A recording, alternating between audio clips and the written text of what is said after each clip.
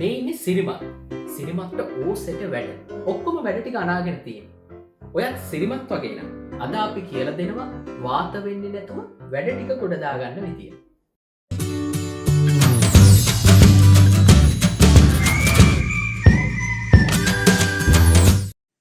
ඔයාගේ මේ ඉවරයක් නැති වැඩලයිස්තුව අපි කොටස් 4කට බෙදන්නයි සූදානම් වෙන්නේ. මේක කරන්න අපි කාරණා දෙකක් ප්‍රයෝජනයට ගන්නවා. පළවෙනි දේ ඔයාගේ වැඩේ හදිස්සි වැඩක්ද හදිස්සි නැති වැඩක්ද කියලා බලන එක.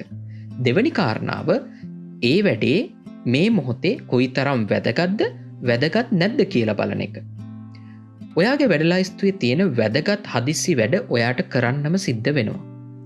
හැබැයි හදිස්සි වැඩ තියෙනවා නම් එතරම් වැදගත් නැති ඔයාට පුළුවන් ඒවා තවත් කෙනෙක්ට පවරන්න. මේ මොහොතේ තියෙන වැදගත් නමුත් හදිස්සි නැති වැඩ ඔයාට පුළුවන් තරමක් කල් දාන්න. වැඩලයිස්තුවේ ඕන තරම් ඇති මේ වෙලාවේ වැදගත් නැති හදිස්සිත් නැති වැඩ. එහෙම වැඩ දැනට ලයිස්තුවෙන් ඉවත් කරන්න. ඔයාට අනිවාර්යෙන් කරන්න තියෙන වැඩ ටික ඉවර වුණාට පස්සේ තරමක් කල් දාපු වැඩයි ඉවත් කරපු වැඩයි අරගෙන මේ ක්‍රමයේම ආයෙත් යොදලා යලිත් සලකා බලන්න පුළුවන්.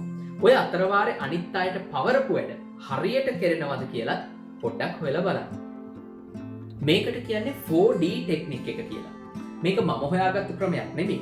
ලෝකෙම මිනිස්සු කාර්ය සහ කාලය කළමනාකරණය කරන්න පාවිච්චි කරන ඉතාමත් සරල අති සාර්ථක ක්‍රමවේදයක්. ඔයාගේ ඊමේල් ටික කියවල වෙන් කරගන්න කියලා. එදිනදා ජීවිතේ වැඩ කටයුතු ටික ලෑස්ති කරගන්න කියලා. අනාගතේ සැලසුම් කරගන්න කියලා. බණ ගෙයක්, දාන ගෙයක්, මගුල් ගෙයක්, ඉස්කෝලේ උත්සවයක් මේ මොන දෙයක් සංවිධානය කරන්න උනත් කොටින්ම රට පාලනය කරන්න උනත් 4D ටෙක්නික් එක යොදා ගන්න පුළුවන්.